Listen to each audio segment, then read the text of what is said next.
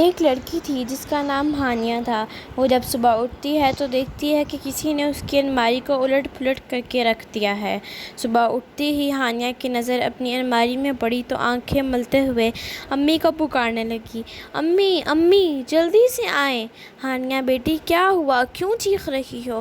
امی جان میری الماری کا حال دیکھیں کیا ہوا ہے، اس میں اتنا چیخنے کی کیا بات ہے، ناشتہ کر کے ٹھیک کر لینا۔ لیکن امی یہ کون کرتا ہے، میری چاکلیٹ اور چپس بھی غائب ہیں جو میں نے چھپا کر رکھی تھیں۔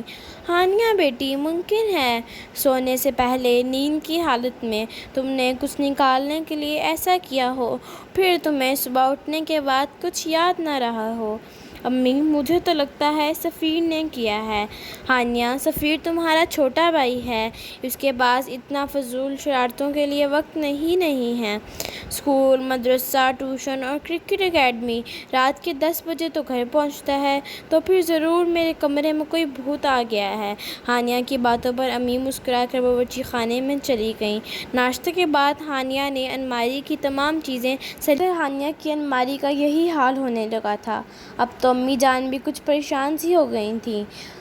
ہانیہ کی امی نے کچھ سوچ کر اس بھوت کو پکڑنے کی ٹھان لی تھی۔ سفیر 10 بجے گھر میں داخل ہوا تو امی نے کہا، سفیر بیٹا کھانا گرم کر رہی ہوں، جلدی سے منہ دھو کر آ جاؤ۔ ہانیہ آپی نے آج کھانا جلدی کھا لیا ہے اور وہ بے خبر سو رہی ہے۔ سفیر اچھا کہتے ہوئے اپنے کمرے کی طرف چلا گیا۔ کھانے کے تھوڑی دیر بعد سفیر آہستہ سے ہانیہ کے کمرے میں گیا جہاں ہانیہ گہری نیند میں سو رہی تھی۔ سفیر مسکراتے ہوئے سوتی ہانیہ کو دیکھ کر اس کی الماری کی طرف بڑھا اور آہستہ سے الماری کھولی۔ کپڑوں کو الٹ پلٹ کر کے کچھ تلاش کرنے لگا۔ جب کچھ نہیں ملا تو بڑبڑانے لگا کہ آپی سب کچھ چھپا کر رکھتی ہیں۔ وہ سب چیزوں کو چھوڑ کر وہاں سے جانے ہی لگا تھا کہ اس نے دیکھا کہ اس کی امی ان کے سامنے کھڑی ہیں۔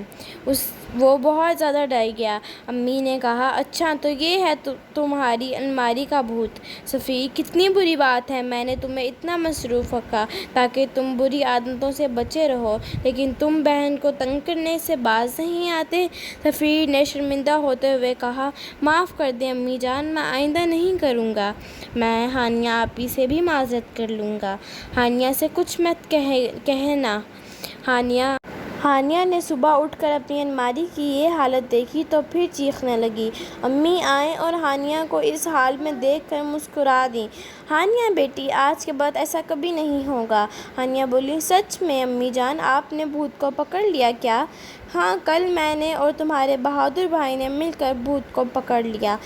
بھوت بڑا شرمندہ تھا اور اس نے کہا ہے کہ آئندہ ہانیہ کی الماری کی طرف نظر اٹھا کر نہیں دیکھوں گا، اور دونوں کان پکڑ کر توبہ بھی کر لی ہے۔